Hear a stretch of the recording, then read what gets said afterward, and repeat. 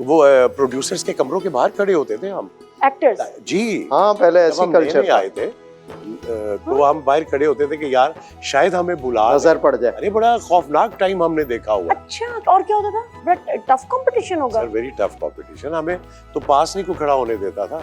मैं 3-3 घंटे TV station के बाद जून जुलाई के गर्मी में, मेरा पसीना यहाँ से कोई शेड नहीं था, कुछ नहीं था, सिर्फ इस इंतजार में थे कि प्रोड्यूसर जैसे ही टीवी स्टेशन के अंदर जाएंगे तो हम विंडो पे उनको कहें यार हमारी पर्ची में नाम है, तो वो आ गए यावर साहब या ठाकुर साहब, तो प्लीज हमें पर्ची बना दो अंदर जाने के लिए पीटीवी के।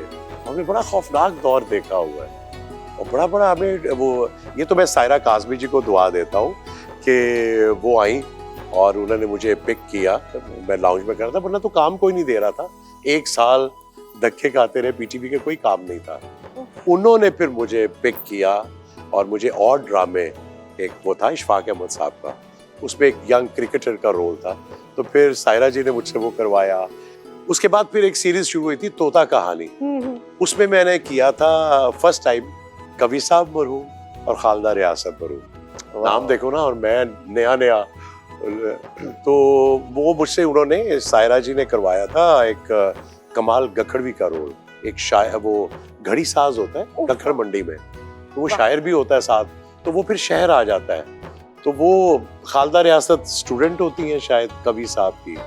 तो वो फिर दिखाया ये था बेसिकली कि जब वक्त के साथ मुझे फेम मिल गया, मैं बड़ा शायर बन गया और कवि साहब जो थे सीनियर थे, तो उनको कोई पूछता नहीं था फिर ना, वो सब मेरे पीछे वो सारा सिलसिला जो था शुरू हुआ। तो बड़े आला प्लेस थे। क्या, और अब जो एक ही रोल है, पापा हैं, कभी गरीब होते हैं कभी अमीर, वेरिएशन ये है। वेरिएशन कि मेरा जंजालपुरा भूल गई है तू, ओए मैं जावा तेरी, हाय हाय हाय हाय रीमा गाले को पूरा करे डाली, इस तो अच्छा केरा रोल होएगा, सत्य जावा तेरी। और मनु ना गुरु जेरे सन ना ਉਹ ਖਲੋ ਨਹੀਂ ਦਿੰਦੇ ਬਨ ਉਹ ਇਲੈਕਸ਼ਨ ਵਿੱਚ। ਮੈਂ ਕਿਹਾ ਹੈ ਗੁਰੂ ਮੈਂ ਖਲੋ ਸਕਦੀ, ਕਿਉਂ ਨਹੀਂ ਖਲੋ ਸਕਦੀ? ਗੁਰੂ ਮੁਰ ਕਹਿੰਦੇ अपना रीमा तू नहीं खलो सकती है ना, अगर तू इलेक्शन नहीं खलो सकती। मैं क्या गुरु जी मैं क्यों नहीं खलो सकती इलेक्शन, मैं खलोवांगी। मैं तेन क्या है कि तू नहीं खलो सकती? गुरु जी ताडे सामने मैं 2 घंटे तो खलोती है ना, तो इलेक्शन नहीं खलो सकती।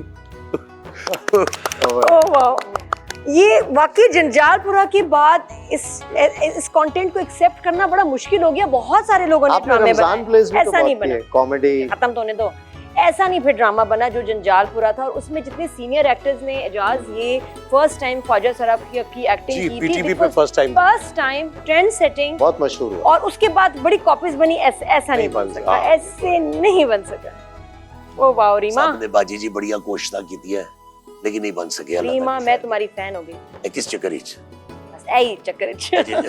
आवाज़ बदल लेना, मैं थोड़ी आहो मैं बढ़िया आवाज़ काट लेना। अल्लाह तेरी खैर करे शहजादी है।